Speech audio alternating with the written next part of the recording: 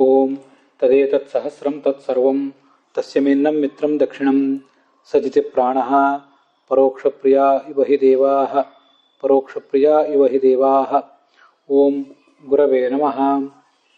ओम सुते सोमे सुतपाश्यन्तमानि रान्द्र्या क्रियास्म भक्षणानि यज्ञैः सनो बोधि पुरोडाशं रराणः पिबातु।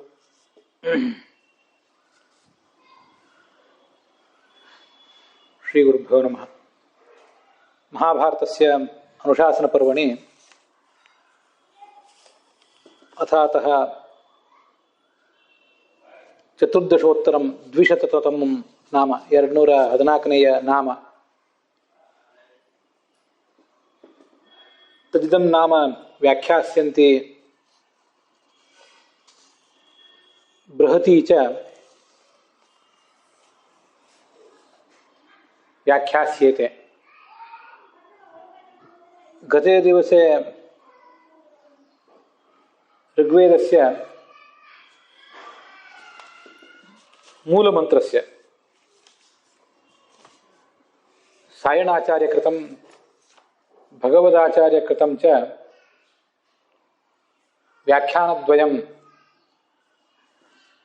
प्राश्रावे।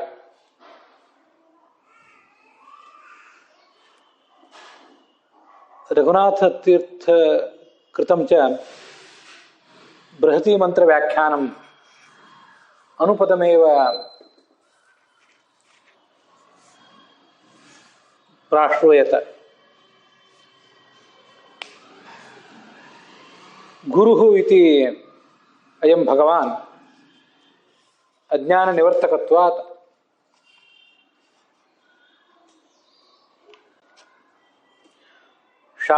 सर्वशास्त्रोपकत्वात् सर्वानपि जनान् प्रति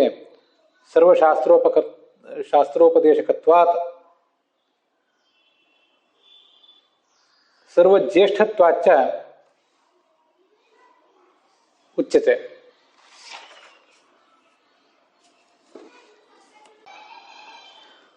तस्य सम्पादितस्य बृहती मंत्रस्तु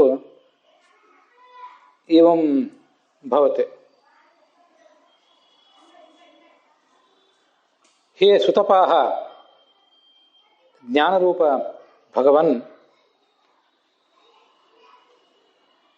भक्त्या जलंकृते मनसि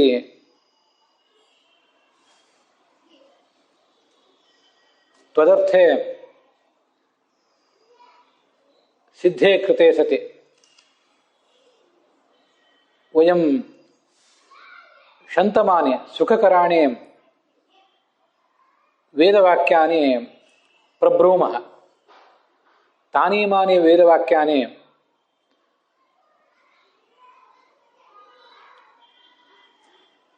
न केवलं सुखकराणि परन्तु रमणीयान्यपि।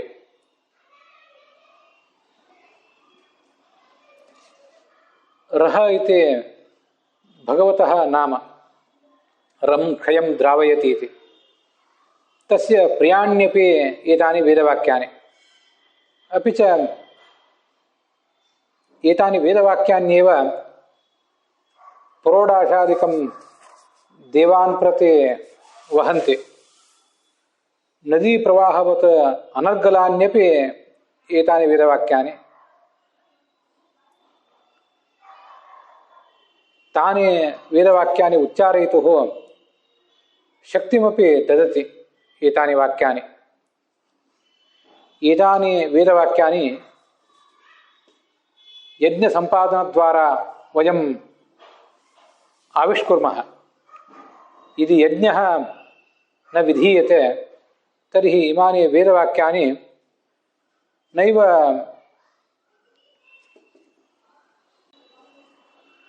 श्रवणविषयाः ज्ञानविषयाश्च भवेयुः। तथा च त्वमेव अस्माभिः यजमानैः दीयमानमिदम् आहुतिप्रकारं जानीहि, स्वीकुरु। अपि च भक्त्या जलंकृते सोमे मनसि ತ್ವಯಿ ಅರ್ಪಿತೆ ಸತಿ ರರಾಣ ಅರ್ಥಾತ್ ವೇದಾದೀನ್ ಉದ್ಗಿರನ್ ವೇದಾದೀನ್ ಅಸ್ಮಾನ್ ಪ್ರತಿ ಉಪದಿಶನ್ ತ್ವಂ ತದ್ಭಕ್ತ್ಯಾ ಜಲಂಕೃತಂ ಮನಃ ಸ್ವೀಕುರು. ಈ ಬೃಹತಿ ಮಂತ್ರಕ್ಕೆ ಸಾಯಣಾಚಾರ್ಯರು, ಋಗ್ವೇದದ ಮೂಲ ಮಂತ್ರಕ್ಕೆ ಸಾಯಣಾಚಾರ್ಯರು ಭಗವಂತಾಚಾರ್ಯ ಹೇಳಿದ ಅರ್ಥಗಳನ್ನು ನೋಡಿದ್ದೀವಿ. ಮತ್ತು ಸಂಪಾದಿತವಾದ ಬೃಹತಿ ಮಂತ್ರಕ್ಕೆ ರಘುನಾಥ ಸ್ವಾಮಿಗಳು ಹೇಳಿದಂಥ ಅರ್ಥವನ್ನು ಕೂಡ ನೋಡಿದ್ದೀವಿ. ನಾನು ಹೇಳಿದಂತೆ ಸ್ವಲ್ಪ ಬದಲಾವಣೆಯೊಂದಿಗೆ ಏನು ಅರ್ಥ ಇತ್ತು ಅದನ್ನು ಕೂಡ ನೋಡಿದ್ದೇವೆ. ಸುತಪಾಹ ಅಂದರೆ ಹಿಂಡಿ ಇಡಲ್ಪಟ್ಟಂತಹ ಸೋಮರಸವನ್ನು ಪಾನ ಮಾಡುವ ಭಗವಂತನೇ ಅಂತ ಅರ್ಥ. ಜ್ಞಾನರೂಪನಾದವನೇ ಅಂತ ಅರ್ಥ ನಾನು ಹೇಳಿದ್ದೇನೆ. ಹೀಗೆ ಸೋಮೆ ಭಕ್ತ್ಯಾದಿ ಅಲಂಕೃತವಾದ ಮನಸ್ಸನ್ನು ನಿನಗಾಗಿ ನಾವು ಇಟ್ಟಾಗ ವೇದವಾಕ್ಯಗಳನ್ನು ಕೂಡ ನಾವು ಆವಿಷ್ಕರಿಸ್ತೇವೆ. ವೇದವಾಕ್ಯಗಳು ಬೆಳಕಿಗೆ ಬರುವಂತೆ ಮಾಡ್ತೇವೆ. ಆ ವೇದವಾಕ್ಯಗಳೆಲ್ಲ ಶಂತಮಗಳು, ಅರ್ಥಾತ್ ಸುಖಕರಗಳು, ಕೇಳಿದವರಿಗೆ ಸುಖಕರಗಳು, ರಮಣೀಯಗಳು ಕೂಡ ಹೌದು. ರಾಂದ್ರಿಯ ಅಂದರೆ ರಮಣೀಯ ಅಂತ ಅರ್ಥ. ರ ಅಂದರೆ ನಮ್ಮ ಕ್ಷಯವನ್ನು ನಾಶ ಮಾಡುವಂಥ ರ ಅಂದರೆ ಕ್ಷಯ, ದ್ರ ಅಂದರೆ ನಮ್ಮ ಕ್ಷಯವನ್ನು, ನಮ್ಮೆಲ್ಲ ದೋಷಗಳನ್ನು ನಾಶ ಮಾಡುವ ಭಗವಂತ, ಅವನಿಗೆ ಪ್ರಿಯವಾದದ್ದು. ವಕ್ಷಣ ಅಂತ ಶಬ್ದ ಇದೆ, ಅದಕ್ಕೆ ಅರ್ಥ ವಾಹಕಾನಿ ಅಂತ. ವೇದವಾಕ್ಯಗಳನ್ನು ಉಚ್ಚಾರ ಮಾಡಿದಾಗಲೇ ನಾವು ಕೊಟ್ಟಂಥ ಆಹುತಿ ಎಲ್ಲವೂ ದೇವತೆಗಳಿಗೆ ಹೋಗಿ ತಲುಪ್ತದೆ. ಹೀಗೆ ವೇದವಾಕ್ಯಗಳು ನಮ್ಮ ಆಹುತಿಯನ್ನು ಭಗವಂತನಿಗೆ ತಲುಪಿಸುವಂಥ ವಾಹಕಗಳವು. ಅಥವಾ ನದಿ ಪ್ರವಾಹದಂತೆ ಯಾವುದೇ ನಿರ್ಬಂಧ ಇಲ್ಲದೆ ವೇಗವಾಗಿ ಹರಿತಾ ಇರುವಂಥವು. ಉಚ್ಚಾರ ಮಾಡುವ ಗುರುಗಳ ಮುಖದಿಂದ ನಿರರ್ಗಳವಾಗಿ ಹೊರಗೆ ಬರ್ತಾ ಇರುವಂಥವು.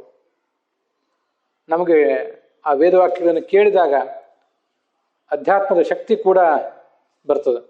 ಅಂತಹ ವೇದವಾಕ್ಯಗಳನ್ನು ನಾವು ಯಜ್ಞಗಳನ್ನು ಮಾಡುವ ಮೂಲಕ ಆವಿಷ್ಕರಿಸ್ತೇವೆ.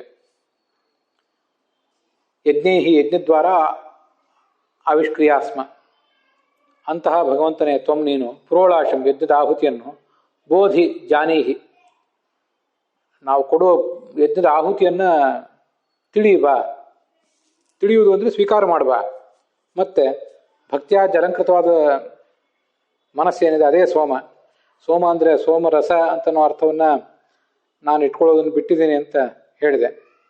ನಮಗೆಲ್ರಿಗೂ ಅನ್ವಿತ ಆಗುವಂಥ ಅರ್ಥ ಅಂದರೆ ಭಕ್ತ್ಯಾದಿ ಅಲಂಕೃತವಾದ ಮನಸ್ಸೇ, ಜ್ಞಾನ ಭಕ್ತಿ ವೈರಾಗ್ಯಗಳಿಂದ ಅಲಂಕೃತವಾದ ನಮ್ಮ ಮನಸ್ಸೇ ಸೋಮ.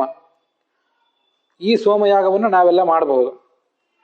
ಅಂಥ ಸೋಮವನ್ನು ನಾವು ನಿನಗೆ ಅರ್ಪಣೆ ಮಾಡಿದಾಗ ಅದನ್ನು ಕೇಳಿ ಭಕ್ತ್ಯಾದಿ ಅಲಂಕೃತವಾದ ನಮ್ಮ ಮನಸ್ಸನ್ನು ನೀನು ಗಮನಿಸಿ, ನಮ್ಮ ಜ್ಞಾನ ಭಕ್ತಿ ವೈರಾಗ್ಯಗಳನ್ನು ಗಮನಿಸಿ, ನಮಗೆ ಮತ್ತಷ್ಟು ಶಾಸ್ತ್ರಗಳನ್ನು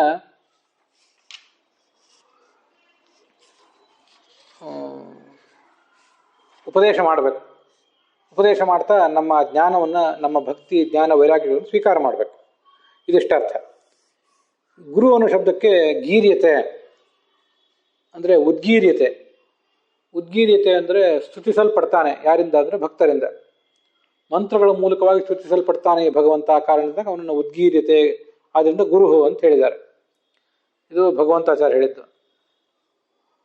ಗೃಹ ಶಬ್ದ ಅಂತ ಧಾತು ಇರೋದ್ರಿಂದ ಗೃಣಾತಿ ವಿದ್ಯಾಹ, ಎಲ್ಲ ವಿದ್ಯೆಗಳನ್ನು, ನಾನಾ ಥರದ ಪೌರುಷೇಯ ಅಪೌರುಷೇಯ ವಿದ್ಯೆಗಳನ್ನೆಲ್ಲ ನಮಗೆ ಉಪದೇಶ ಮಾಡುವವನೇ ಈ ಭಗವಂತ. ಮತ್ತು ಗೃಹ ನಿಗರಣೆ, ನಮ್ಮ ಅಜ್ಞಾನವನ್ನು ಹೊರತೆಗೆದು ನಾಶಪಡಿಸುವವನು. ಆದ್ದರಿಂದ ಅವನು ಗುರು. ಹೈಗ್ರೀವ ರೂಪದಿಂದ ಎಲ್ಲ ವಿದ್ಯೆಗಳನ್ನು ತನ್ನ ಮುಖದಿಂದ ಮೂಗಿನಿಂದ ಹೊರ ಹಾಕ್ತಾ ಇರುವವನು ಅಂತ ಅದರ ಅರ್ಥ. ಅದನ್ನು ಕೂಡ ನೋಡಿದ್ದೇವೆ. ಗುರು ಅನ್ನೋದಕ್ಕೆ ವಿದ್ಯೋಪದೇಶಕ, ಜ್ಞಾನನಾಶಕ ಅಂತ ಅರ್ಥ. ಅದನ್ನೇ ಬೃಹತಿ ರರಾಣ ಎಂಬ ಶಬ್ದದಿಂದ ವ್ಯಾಖ್ಯಾನ ಮಾಡಿದೆ. ರರಾಣ ಅಂದರೆ ಸೋಮರಸವನ್ನು ಬಾಯಿ ಚಪ್ಪರಿಸಿ ಶಬ್ದ ಮಾಡ್ತಾ ಕುಡಿಯುವವನು ಅಂತ ಅಷ್ಟೇ ಅರ್ಥ ಅಲ್ಲ. ರರಾಣ ಅಂತನ್ನೋದು ಶಬ್ದ ಮಾಡುವ ಭಗವಂತ ಅಂತ ಅರ್ಥ. ಶಬ್ದ ಮಾಡುವುದು ಅಂದರೆ ವ್ಯರ್ಥವಾಗಿ ಏನು ಕೋಲಾಹಲ ಮಾಡುವುದು, ಗದ್ದಲ ಮಾಡುವುದಲ್ಲ. ವೇದಾದಿ ಶಾಸ್ತ್ರಗಳನ್ನು ನಮಗೆ ಕೊಡುವುದು, ಅದೇ ರರಾಣ. ಕುಂಗ್ ಶಬ್ದ ಅಂತ ಧಾತು ಇದೆ. ಕವತಿ ಇತಿ ಕವಿಹಿ, ಅಲ್ಲಿ ಶಬ್ದ ಮಾಡುವವನು ಕವಿ ಅಂತ ಅನ್ನೋದಕ್ಕೆ ಅರ್ಥ ಏನು? ಯಾರು ಆ ಶಾಸ್ತ್ರಗಳನ್ನು ನಮಗೆ ಉಪದೇಶ ಮಾಡ್ತಾನೋ ಅವನೇ ಕವಿ ಅಂತ ಅದರ ಅರ್ಥ. ಹಾಗೆ ರರಾಣ ಅಂತ ಅನ್ನೋದಕ್ಕೂ ಕೂಡ ಶಾಸ್ತ್ರ ಅಂತಲೇ, ಶಾಸ್ತ್ರಗಳನ್ನು ಉಪದೇಶ ಮಾಡುವ ಶಬ್ದ, ಅದೇ ನಮಗೆ ಇಲ್ಲಿ ಸಿದ್ಧ ಆಗುವಂಥ ಅರ್ಥ.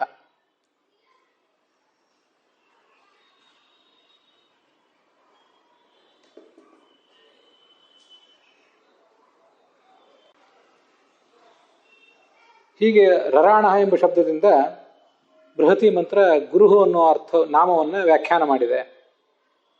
ಇದಿಷ್ಟು ನಾನು ಆ ಗುರು ಶಬ್ದಕ್ಕೆ ಮತ್ತು ರರಾಣ ಅನ್ನೋದಕ್ಕೆ ಕಲ್ಪಿಸಿಕೊಂಡು ಅನುಸಂಧಾನ ಮಾಡಿಕೊಂಡಿರುವಂಥ ಅರ್ಥ. ಮುಂದೆ ಇದರ ಭಾವಾರ್ಥವನ್ನು ನಾವು ನೋಡೋಣ. ಜ್ಞಾನರೂಪನಾದ ಭಗವಂತನೇ ನಾವು ಈ ವೇದವಾಕ್ಯಗಳನ್ನು ಬೆಳಕಿಗೆ ತರ್ತೇವೆ. ಹೇಗೆ ಬೆಳಕಿಗೆ ತರ್ತೇವೆ ಅಂದರೆ, ಆ ವೇದವಾಕ್ಯಗಳು ಇವೇ ಹೇಗೆ ಅಂದರೆ, ಕೇಳಿದವರಿಗೆ ಸುಖವನ್ನು ಕೊಡುವಂಥ ವೇದವಾಕ್ಯಗಳು. ಅದರ ಉದಾತ್ತಾದಿ ಸ್ವರಗಳು, ಅದು ವೇದವಾಕ್ಯಗಳೇ ಇರ್ಬೋದು ಅಥವಾ ಮಹಾಭಾರತದಂಥ ಪೌರುಷೇಯ ವಾಕ್ಯಗಳೇ ಇರ್ಬೋದು. ಅಂತೂ ಆ ವಾಕ್ಯಗಳನ್ನು ಕೇಳಿದಾಗಲೇ ಮನಸ್ಸಿಗೊಂದು ಆನಂದ ಆಗ್ತದೆ. ಮತ್ತು ತಾವು ಕೂಡ ಸುಂದರವಾದಂಥ ವಾಕ್ಯಗಳು, ವಾಕ್ಯಾಲಂಕಾರ ಅರ್ಥಾಲಂಕಾರದಿಂದ ಗರ್ಭಿತವಾದದ್ದು ಅಂಥ ವೇದವಾಕ್ಯಗಳು.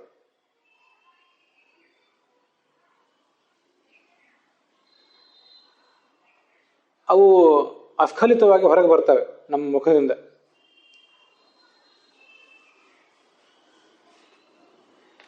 ಅಂಥ ವೇದವಾಕ್ಯಗಳನ್ನು, ವೇದ ಮಂತ್ರಗಳನ್ನು ನಾವು ಯಜ್ಞಗಳ ಮೂಲಕ ಬೆಳಕಿಗೆ ತರ್ತೇವೆ, ಯಜ್ಞಗಳನ್ನು ಆಚರಿಸುವ ಮೂಲಕ ಬೆಳಕಿಗೆ ತರ್ತೇವೆ ಅಂತ ಅದರ ತಾತ್ಪರ್ಯ.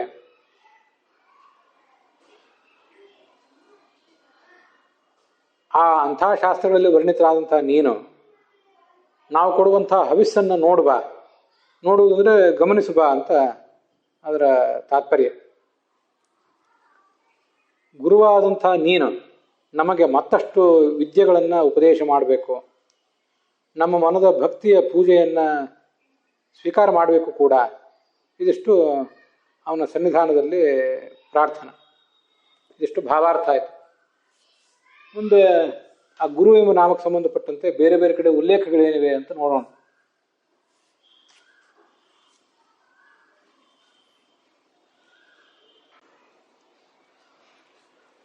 ಗುರುಗಳಾದ ಸಕ್ರಿ ಆಚಾರ್ಯರು ಅದಕ್ಕೆ ಸಂಬಂಧಪಟ್ಟ ವ್ಯಾಖ್ಯಾನಗಳನ್ನು ಕೆಲವನ್ನ ಅದಕ್ಕೆ ಗುರು ಅನ್ನೋ ನಾಮಕ್ಕೆ ಸಂಬಂಧಪಟ್ಟ ಕೆಲವು ಉಲ್ಲೇಖಗಳನ್ನು ಸಂಗ್ರಹ ಮಾಡಿರ್ತಾರೆ. ಹಾಗೆ ಅರ್ಥಗಳನ್ನು ಕೂಡ ಅವರು ಬರೆದಿರ್ತಾರೆ. ಗುರು ಶಬ್ದ ವಿದ್ಯೆಗಳನ್ನು ಉಪದೇಶ ಮಾಡುವವನು ಅಂತ ಅರ್ಥ, ಅಥವಾ ಗಿರತಿ ಅಜ್ಞಾನಂ ನಾಶಯತಿ ಅನ್ನೋ ಅರ್ಥವನ್ನು ಬರೆದವರು ಅವರೇ. ಋಗ್ವೇದದಲ್ಲಿ ಚೋದಯಿತ್ರಿ ಸೂನತಾನಾಂ ಚೇತಂತಿ ಸುಮತೀನಾಂ ಯಜ್ಞಂ ದಾಧೇ ಸರಸ್ವತಿ ಅಂತ ಹೀಗೆ ಒಂದು ವೇದವಾಕ್ಯವೇ ಇದೆ. ನಮಗೆಲ್ಲರಿಗೂ ಕೂಡ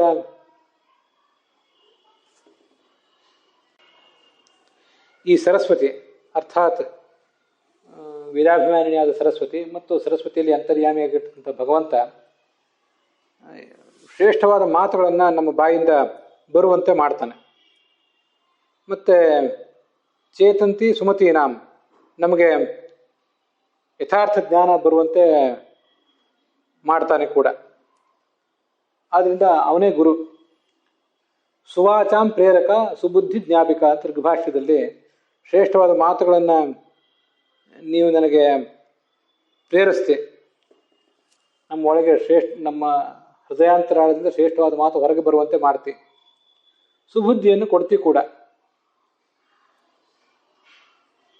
ಎಲ್ಲರಿಗೂ ಕೂಡ ಜ್ಞಾನವನ್ನು ಕೊಡುವಂಥವನು ಈ ವಿಷ್ಣುವೇ. ತೇಷಾಂತು ಜ್ಞಾನದೋ ವಿಷ್ಣುರೇವ ಅಂತ ಗುರು ವಿವೇಕ ಅನ್ನೋ ಗ್ರಂಥವನ್ನು ಭಾಗವತ ತಾತ್ಪರ್ಯದಲ್ಲಿ ಆಚಾರ್ಯ ಉದ್ಧಾರ ಮಾಡಿದ್ದಾರೆ. ಯಸ್ಮಾತ್ ಬ್ರಹ್ಮೇಂದ್ರ ರುದ್ರಾದಿ ದೇವತಾನಾಂ ಶ್ರೇಯೋಪಿ ಚ ಜ್ಞಾನಸ್ಫೂರ್ತಿ ಸದಾ ತಸ್ಮೈ ಹರಯೇ ಗುರವೇ ನಮಃ ಅಂತ. ಈ ಈಶಾವಾಸ್ಯ ಉಪನಿಷತ್ತು ಅದರ ಭಾಷ್ಯದಲ್ಲಿ ಮಂಗಲ ಪದ್ಯ ಹೀಗಿದೆ: ಬ್ರಹ್ಮ, ಇಂದ್ರ, ರುದ್ರ, ಲಕ್ಷ್ಮೀದೇವಿಗೂ ಕೂಡ ಜ್ಞಾನದ ಸ್ಫೂರ್ತಿ ಬರುವಂಥದ್ದು ಈ ಭಗವಂತನೆಂದರೆ.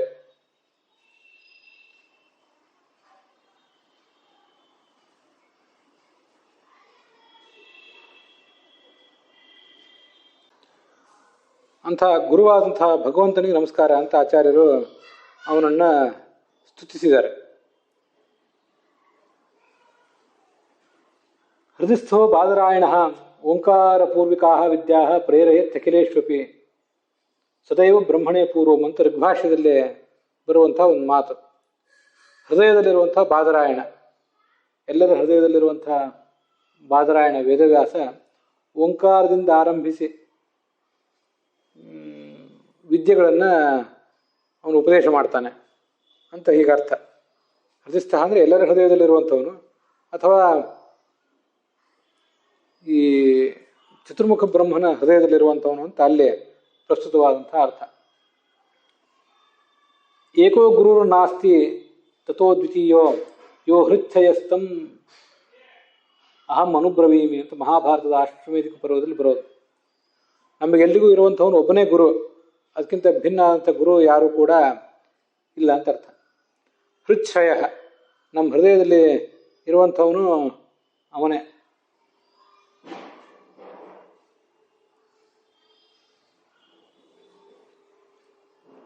ಯಯಾಯಸ್ಯ ವಿಮುಕ್ತಿ ಸ್ಯಾತ್ ತದ್ದಾತ ಮುಖ್ಯತೋ ಗುರು ಏಕದೇಶ ಗುರುತ್ವಂ ಸ್ಯಾತ್ ಅನ್ಯ ವಿದ್ಯಾ ಪ್ರದರ್ಶ್ಯತ ಅಂತ ಬೃಹದಾರಣ್ಯಕ ಭಾಷೆಯಲ್ಲಿ ಬರುವಂಥ ಒಂದು ಮಾತು. ಗುರುಗಳು ಅನೇಕ ಜನ ಇದ್ದಾರೆ ಈ ಜಗತ್ತಿನಲ್ಲಿ, ಆದರೆ ಅವರೆಲ್ಲ ಏಕದೇಶ ಗುರುಗಳು. ನಾವು ತಿಳಿಯಬೇಕಾದ ಅನೇಕ ಸಂಗತಿಗಳಲ್ಲಿ ಯಾವುದೋ ಒಂದು ಸಂಗತಿಯನ್ನು ಮಾತ್ರ ನಮಗೆ ತಿಳಿಸ್ತಾರೆ.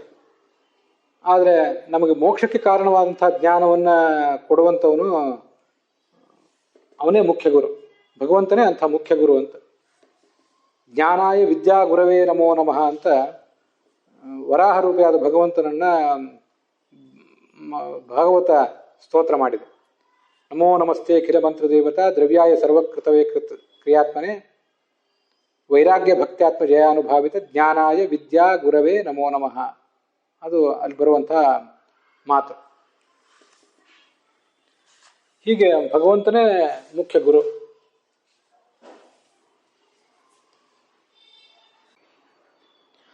ಭಾಗವತದಲ್ಲಿ ಬರುವಂಥ ಮಾತೊಂದಿದು.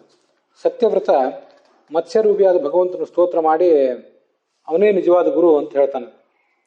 ಅನಾದ್ಯ ವಿದ್ಯೋಪಹತಾತ್ಮ ಸಂವಿಧ ತನ್ಮೂಲ ಸಂಸಾರ ಪರಿಶ್ರಮಾತುರಾಹ ಯದೃಚ್ಛೆಯ ಇಹ ಉಪಸೃತಾಹ ಯಮಾಪ್ನುಯು ವಿಮುಕ್ತುದ್ಯೋನಃ ಪರಮೋ ಗುರುರ್ಭವಾನ್ ಅಂತ.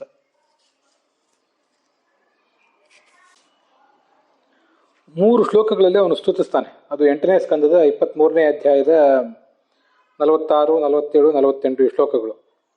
ಅನಾದ್ಯ ವಿದ್ಯೋಪ ಹತಾತ್ಮ ಸಂವಿಧ ಅಂತ ಇದು 46ನೇ ಶ್ಲೋಕ. ಅನಾದಿಯಾದ ಅವಿದ್ಯೆಯಿಂದ ನಮ್ಮ ಜ್ಞಾನವೇ, ನಮ್ಮ ಸ್ವರೂಪವೇ ಆವೃತ ಆಗಿಬಿಟ್ಟಿದೆ. ಆದ್ದರಿಂದ ಪರಮಾತ್ಮನ ಜ್ಞಾನ ಅಂತನ್ನೋದು ನಮ್ಮ ಸ್ವರೂಪದಲ್ಲಿ ಇದ್ದರೂ ಕೂಡ ನಮಗದನ್ನು ಅನಾವೃತ ಮಾಡ್ಕೊಳ್ಳಿಕ್ಕೆ ಆಗ್ತಾ ಇಲ್ಲ. ಸಂಸಾರದಲ್ಲಿ ನಾವು ತೊಳಲಾಡ್ತಾ ಇದ್ದೇವೆ, ಸಂಸಾರದಲ್ಲಿ ಸುತ್ತಿ ಸುತ್ತಿ ಬಳಲಿ ಬಿಟ್ಟಿದ್ದೇವೆ. ಕೊನೆಗೊಮ್ಮೆ ಶ್ರೇಷ್ಠವಾದಂಥ ಜನ್ಮ ಸಿಗ್ತದೆ. ಆದ್ದರಿಂದ ಪರಮಾತ್ಮನನ್ನು ನೋಡ್ಲಿಕ್ಕೆ ಅವಕಾಶ ಸಿಗ್ತದೆ ಅವರಿಗೆ. ಅಂಥ ನೀನು ಪರಮಾತ್ಮನೂ ಆಗಿದ್ದಿ, ಗುರುವೂ ಆಗಿದ್ದೆ. ಸಂಸಾರ ಸಮುದ್ರದಿಂದಲೂ ಕೂಡ ವಿಮುಕ್ತಿದ, ನಮಗೆ ಮುಕ್ತಿಯನ್ನು ಕೊಡಬೇಕು ನೀನು ಅಂತ ಅವನ ಪ್ರಾರ್ಥನೆ ಇದೆ. ಜನೋ ಬುಧೋಜಂ ನಿಜ ಕರ್ಮ ಬಂಧನ ಸುಖೇಚ್ಛೆಯ ಕರ್ಮ ಸಮೀಹತೆ ಅಸುಖಂ ಅಂತ ಮುಂದಿನ ಶ್ಲೋಕ. ಅಜ್ಞಾನಿಗಳಾದಂಥ ಈ ಜನ ಕರ್ಮ ಬಂಧನದಲ್ಲಿ ತಾವು ಸಿಲುಕಿಕೊಂಡು ಯಾವುದ್ಯಾವುದೋ ಕರ್ಮ ಮಾಡ್ತಾರೆ, ಸುಖ ಬೇಕು ಅಂತ ಪ್ರಯತ್ನ ಪಡ್ತಾರೆ. ಆದರೆ ನಾನಾ ಥರದ ಕರ್ಮಗಳನ್ನು ಹೀಗೆ ಅವರು ಮಾಡಿ ಮತ್ತಷ್ಟು ದುಃಖವನ್ನೇ ಪಡಿತಾರೆ. ನಿನ್ನ ಸೇವೆಯಿಂದ ಏನಾದರೂ ಅವ್ರಿಗೊಂದಿಷ್ಟು ಸದ್ಬುದ್ಧಿ ಬರಬೇಕು. ಆದ್ದರಿಂದ ಕರ್ಮ ಬಂಧನವನ್ನು ಪರಿಹಾರ ಮಾಡುವಂಥವನು ನೀನೇ. ಗ್ರಂಥಿಂ ವಿಭಂದ್ಯಾತ್ ಹೃದಯೇ ಸನೋ ಗುರುಹೋ, ನಮ್ಮ ಹೃದಯದಲ್ಲಿರುವಂಥ ಗುರು ನೀನು. ಆ ಗ್ರಂಥಿ ಅಂದರೆ ಕರ್ಮದ ಬಂಧನ, ಅದನ್ನು ಪರಿಹರಿಸ್ಬೇಕು ನೀನು. ಯತ್ಸೇವಯಾಗ್ನೇರಿವ ರುದ್ರರೋದನಂ ಪುಮಾನ್ ವಿಜಹ್ಯಾನ್ ಮಲಮಾತ್ಮನಃ ತಮಃ ಅಂತ ಮುಂದಿನ ಶ್ಲೋಕ.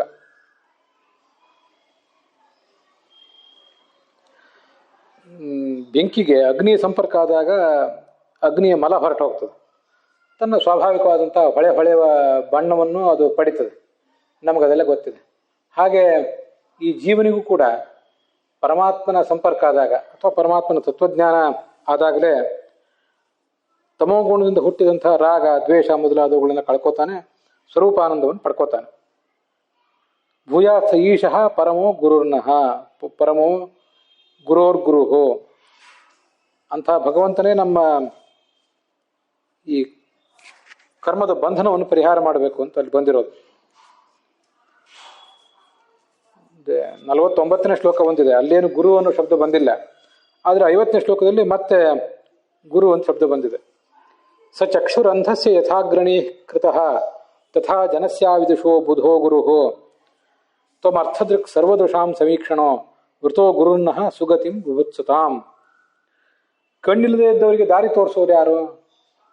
ಕಣ್ಣಿದ್ದವರೇ ತೋರಿಸ್ಬೇಕು. ಅಜ್ಞಾನಿಗೆ ಜ್ಞಾನಿಯೇ ಗುರು ಆಗಬೇಕು. ನಮಗೆ ಎಲ್ಲ ಇಂದ್ರಿಯಗಳಿಗೂ ಜ್ಞಾನಶಕ್ತಿಯನ್ನು ಕೊಡುವಂಥವನು, ನಮ್ಮನ್ನು ಮುನ್ನಡೆಸುವಂಥವನು ಕೂಡ ನೀನೇ ಆಗಿದ್ದೆ, ನೀನೇ ಈ ಕಾರ್ಯವನ್ನು ಮಾಡಬೇಕು ಅಂತ ಅವನ ಸನ್ನಿಧಾನದಲ್ಲಿ ಪ್ರಾರ್ಥನೆ. ವೃತೋ ಗುರುರ್ನಃ, ನಿನ್ನನ್ನು ನಾವೆಲ್ಲರೂ ಕೂಡ ಗುರು ಅಂತ ಸ್ವೀಕಾರ ಮಾಡಿದ್ದೇವೆ.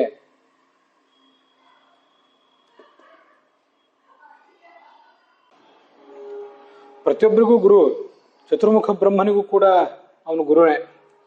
ಸ್ವಯಂ ತೂಪದಿಶನ್ ಜ್ಞಾನಂ ವೈರಿಂಚ ಪದಯೋಗಿನಿ ಅನುಗ್ರಹ ತೇನ ಜಾಬೆ ಜ್ಞಾನಂ ದತ್ವಾ ವಿಮುಕ್ತಿಕ ಅಂತ ಗುರು ವಿವೇಕ ಅಂತ ಒಂದು ಗ್ರಂಥ ಭಾಗವತ ತಾತ್ಪರ್ಯದಲ್ಲಿ ಬರುವಂಥದ್ದು. ಚತುರ್ಮುಖ ಬ್ರಹ್ಮನ ಪದವಿಗೆ ಬರಲಿಕ್ಕೆ ಯೋಗ್ಯನಾದ ವ್ಯಕ್ತಿಗೆ ತಾನು ನೇರವಾಗಿ ಉಪದೇಶ ಮಾಡ್ತಾನೆ ಮತ್ತು ಅವನಿಗೆ ಜ್ಞಾನವನ್ನು ಕೂಡ ಕೊಡ್ತಾನೆ. ನಮಗವನು ನೇರವಾಗಿ ಪ್ರತ್ಯಕ್ಷ ಕಾಣಿಸ್ಕೊಂಡು ಉಪದೇಶ ಕೊಡೋದಿಲ್ಲ. ಗುರುಶ್ರೀರ್ ಬ್ರಹ್ಮಣೋ ವಿಷ್ಣು ಇತ್ಯೇವ ಉಪಾಸನಂ ಕಾರ್ಯಂ ನಾನ್ಯಥಾತು ಕಥಂಚನ ಅಂತ ಅಲ್ಲೇ ಇದು ಕೂಡ ಭಾಗವತ ತಾತ್ಪರ್ಯದಲ್ಲಿ ಬರುವಂಥ ಮಾತು. ನೇರವಾಗಿ ಜ್ಞಾನೋಪದೇಶ ಚತುರ್ಮುಖ ಬ್ರಹ್ಮನಿಗೆ ಮತ್ತು ಲಕ್ಷ್ಮೀದೇವಿಗೆ ಮಾಡ್ತಾನಲ್ಲ, ಅದರಿಂದ ಸಾಕ್ಷಾತ್ ಗುರು ಅಂತ ಉಪಾಸನೆ ಮಾಡಬೇಕಾದವರು ಚತುರ್ಮುಖ ಬ್ರಹ್ಮ ಮತ್ತು ಶ್ರೀದೇವಿ ಇವರಿಬ್ಬರು ಮಾತ್ರ. ಉಳಿದವರು ಸಾಕ್ಷಾತ್ ಗುರು ಅಂತ ಉಪಾಸನೆ ಮಾಡಬಾರ್ದು.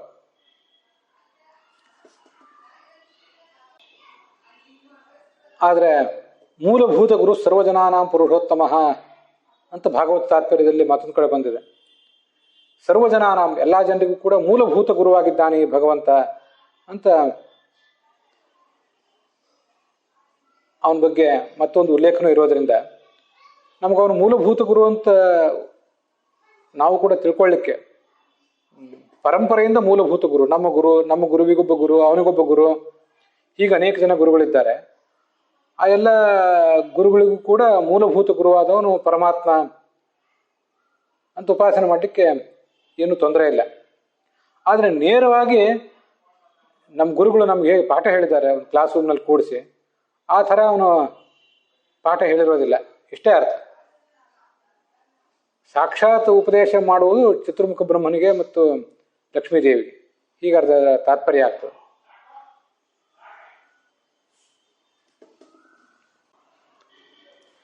ಪ್ರಳಯ ಕಾಲದಲ್ಲಿ ಎಲ್ಲವನ್ನೂ ನುಂಗುವವನಾದ್ರಿಂದ ಗುರು ಅಂತ ಹಾಗೊಂದು ವ್ಯಾಖ್ಯಾನನೂ ಕೂಡ ಕೆಲವು ಕಡೆ ಕಂಡು ಬರ್ತದೆ. ಪ್ರಳಯ ಕಾಲೇ ಸರ್ವಂ ನಿಗಿರತಿ ಇತಿ ಗುರು ಅಂತ. ಆ ಅರ್ಥದಲ್ಲಿ ಉಲ್ಲೇಖ ಏನು ಕಾಣಿಸೋದಿಲ್ಲ, ಆದರೆ ಹಾಗೆ ಅರ್ಥ ಮಾಡಿದ್ದು ಕಂಡು ಬರ್ತದೆ.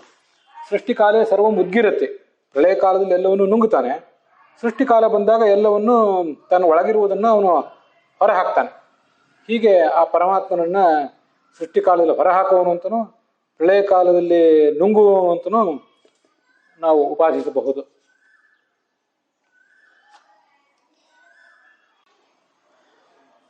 ಮತ್ತೆ ವೇದಾದಿಗಳನ್ನು ಹೊರಹಾಕುವನು ಅನ್ನುವಂಥ ಅರ್ಥ ಅಂತೂ ಇದ್ದೇ ಇದೆ. ವೈಕುಂಠಸ್ಯ ಅಖಿಲ ವೇದ ಉದ್ಗೀರ್ಯಂತೆ ನಿಶಮ್ಯತಃ. ವೈಕುಂಠ ಶಬ್ದವಾಚ್ಯನಾದ ಭಗವಂತನ ಕಂಠದಿಂದ ಯಾವತ್ತೂ ಆ ವೇದಾದಿ ಶಾಸ್ತ್ರಗಳು ಹಾಗೆ ಬರ್ತಾ ಇರ್ತವೆ. ಆದ್ದರಿಂದ ಆತ ಗುರು.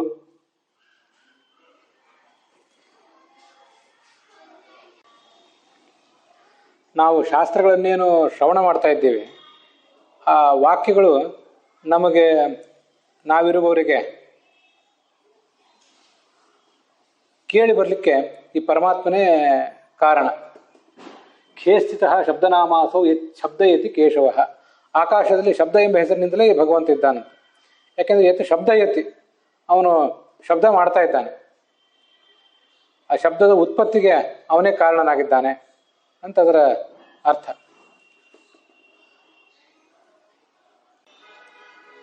ಗುರು ಶಬ್ದಕ್ಕೆ ಲಕ್ಷಾಲಂಕಾರ ಏನು ಅರ್ಥನೂ ಬರೆದಿಲ್ಲ. ಶಂಕರಾಚಾರ್ಯರು ತಮ್ಮ ಭಾಷ್ಯದಲ್ಲಿ ಹೇಳುವಂತೆ ಎಲ್ಲ ವಿದ್ಯೆಗಳನ್ನು ಉಪದೇಶ ಮಾಡುವವನು ಅಂತ ಹೀಗರ್ಥ. ಪರಾಶರ ಭಟ್ಟರು ವ್ಯಾಖ್ಯಾನ ಮಾಡುವಂತೆ ಅಥ ಮತ್ಸ್ಯಾವತಾರಸ್ಯ ಪ್ರಸ್ತಾವಸ್ತು ಪ್ರಸನ್ಯತೆ ಅಶೇಷ ವಿದ್ಯಾಚಾರ್ಯತ್ವಾತ್ ಪ್ರತತೋ ಸ್ಮೃತೋ ಗುರುತಮೋ ಗುರುಹು ಅಂತ.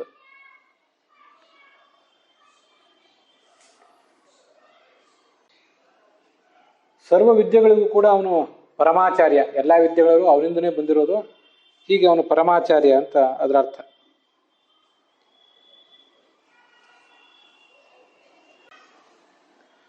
ಪರಾಶರ ಭಟ್ಟರ ವ್ಯಾಖ್ಯಾನದಲ್ಲಿ ಗುರು ಮತ್ತು ಗುರುತಮ ಅಂತ ಎರಡು ಪ್ರತ್ಯೇಕ ಶಬ್ದಗಳಲ್ಲ, ಪ್ರತ್ಯೇಕ ನಾಮಗಳಲ್ಲ. ಗುರುತಮಃ ಗುರು, ಶ್ರೇಷ್ಠನಾದ ಗುರು ಅಂತ. ಗುರು ಅನ್ನೋದು ವಿಶೇಷ, ಗುರುತಮ ಅಂತನ್ನುವುದು ವಿಶೇಷಣ. ಅದರಿಂದ ಮುಂದಿನ ಗುರುತಮ ಅನ್ನೋದಕ್ಕೆ ಅವರು ಪ್ರತ್ಯೇಕ ವ್ಯಾಖ್ಯಾನ ಮಾಡೇ ಇಲ್ಲ. ಸತ್ಯಸಂಧ ಸ್ವಾಮಿಗಳ ವ್ಯಾಖ್ಯಾನದ ಪ್ರಕಾರ ಉಪದೇಶ ಮಾಡುವವನು, ನಮಗೆಲ್ಲವನ್ನು ಕೂಡ ಉಪದೇಶ ಮಾಡುವವನು ಅಂತ ಅರ್ಥ. ಅದು ನಾವು ಈಗಾಗಲೇ ನೋಡಿದ್ದೇವೆ. ಆದರೆ ಅವರ ವಾಕ್ಯದಲ್ಲಿ ಅದನ್ನು ನೋಡಬೇಕಾಗಿರೋದು ಈಗ ಉಳಿದಿರೋದು. ಗೃಣಾತೀತಿ ಗುರುಹು ಅಂತ ಈಗ ಅವರ ಅರ್ಥ. ಗೃಣಾತಿ ಅಂದರೆ ಶಬ್ದಗಳನ್ನು ಹೊರಹಾಕುವವನು. ಹೀಗೆ ಸತ್ಯಸಂಧ ಸ್ವಾಮಿಗಳ ವ್ಯಾಖ್ಯಾನ ಇದೆ. ಹೀಗೆ ಪರಮಾತ್ಮನನ್ನ ಗುರು ಅಂತ ವ್ಯಾಖ್ಯಾನ ಮಾಡಲಿಕ್ಕೆ, ಗುರು ಅಂತ ಉಪಾಸನೆ ಮಾಡಲಿಕ್ಕೆ ನಮಗೆ ಕಲಿಸುವಂಥ ಒಂದು ಶಬ್ದ ಇದೆ, ಒಂದು ನಾಮ ಮತ್ತು ಬೃಹತಿ ಮಂತ್ರ ಕೂಡ. ಸಾಕ್ಷಾತ್ ಗುರು ನಮಗಲ್ಲದೆ ಇರಬಹುದು ಪರಮಾತ್ಮ, ಆದರೆ ಪರಂಪರೆಯ ಗುರುವಾಗಿದ್ದಾನೆ. ಒಂದು ಮಠದಲ್ಲೋ ಕ್ಲಾಸ್ ರೂಮ್ನಲ್ಲೋ ಕೂಡಿಸಿ ನಮಗೆ ಅವನು ಉಪದೇಶ ಮಾಡಿಲ್ಲದೆ ಇರಬಹುದು, ಆದರೆ ನಮಗೆ ಗುರು ಆಗೇ ಇದ್ದಾನೆ ಪರಮಾತ್ಮ. ಒಂದು ಜ್ಞಾನ ಸ್ವರೂಪ. ಮತ್ತು ನಾವು ನಮ್ಮ ಜೀವನ ಯಜ್ಞದಲ್ಲಿ ಏನು ಆಹುತಿ ಕೊಡ್ತೇವೆ, ಆ ಆಹುತಿಯನ್ನು ಸ್ವೀಕಾರ ಮಾಡುವಂಥವನು. ಇದನ್ನೆಲ್ಲ ಆ ಬೃಹತಿ ಮಂತ್ರ ಹೇಳಿದೆ.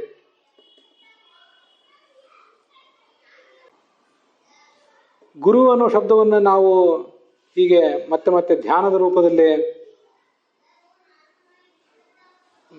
ಗುರು ಎಂಬ ಚಿತ್ರವನ್ನು ನಮ್ಮ ಕಣ್ಮುಂದೆ ತಂದುಕೊಂಡು ಪರಮಾತ್ಮ ವಿದ್ಯೆಗಳನ್ನು ನಮಗೆ ಉಪದೇಶ ಮಾಡ್ತಿದ್ದಾನೆ ಅಂತ ನಮ್ಮ ಕಣ್ಮುಂದೆ ತಂದುಕೊಂಡು ಮನಸ್ಸಿನ ಪರದೆ ಮೇಲೆ ಆತನನ್ನು ಉಪಾಸನೆ ಮಾಡುವುದೇನಿದೆ,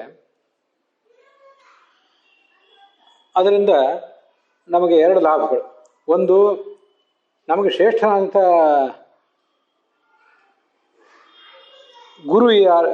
ಗುರು ದೊರೀತಾನೆ. ಮೂಲಭೂತವಾಗಿ ಸರಿಯಾದ ಜ್ಞಾನ ನಮಗೆ ಬರಬೇಕಾದ್ರೆ ಶ್ರೇಷ್ಠನಾದಂಥ ಗುರು ನಮಗೆ ಸಿಗಬೇಕು. ಆ ಗುರು ದೊರೀತಾನೆ, ಇದು ಒಂದು ಲಾಭ. ಇನ್ನೊಂದು,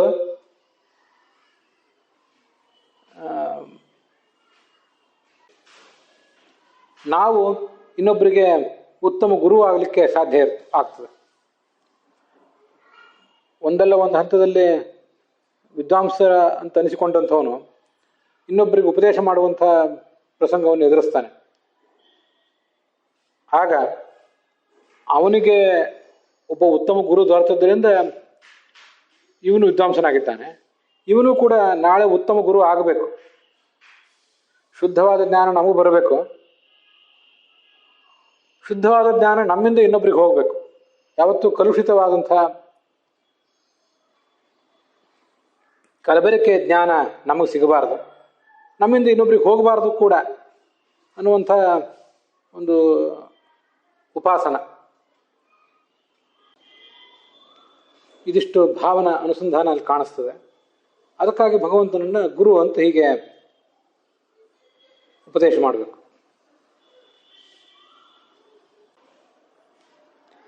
ಅದರೊಂದಿಗೆ ಈ ನಾಮದ ಅರ್ಥದ ಶ್ರವಣ ಮತ್ತು ಬೃಹತಿ ಮಂತ್ರದ ಅರ್ಥದ ಶ್ರವಣ ಕೂಡ ಸಮಾಪ್ತವಾಗಿದೆ. ಇದ್ರ ಜೊತೆಗೆ ಲಕ್ಷ್ಮೀದೇವಿಯನ್ನು ಗುರುಪ್ರಿಯ ಅಂತೀಗೆ ಉಪಾಸನೆ ಮಾಡಬಹುದು.